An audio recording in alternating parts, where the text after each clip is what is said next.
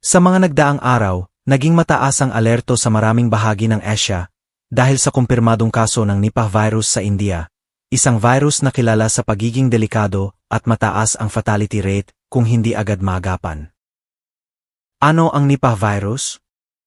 Ang Nipah virus ay isang uri ng virus na nagmumula sa hayop, partikular sa mga fruit, bat o lumilipad na paniki, at minsang nangingibabaw sa tao kung may direct contact o kontaminadong pagkain.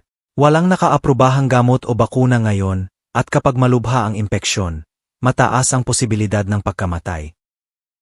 Sintoma.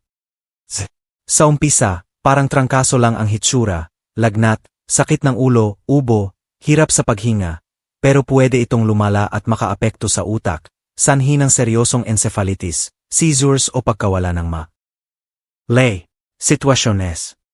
Asia. Dahil sa 2 kumpirmadong kaso sa West Bengal, India, nagpatupad ng mga health screening sa paliparan ang mga bansa tulad ng Thailand, Singapore at Malaysia.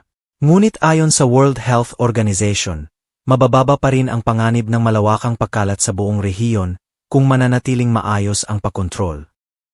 At bakod, opinyon na mga eksperto, hindi tulad ng COVID-19, ang Nipah virus ay hindi kumakalat ng basta-basta sa hangin, kailangan ng malapit na contact o exposure. Dahil dito, sinisiguro ng mga doktor ang maagang detection, tracing at isolation upang hindi mobo ang kaso. Babala. Sa mga manonood, bagaman seryoso ang virus, bihira ito at mababa ang risk sa karamiha. Sa ating ngayon, laging gawin ang mga plain pag-iingat.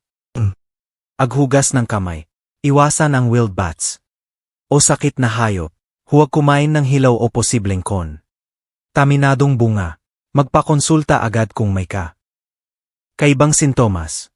Huwag magpanik at umasa sa totoong impormasyon mula sa health authorities.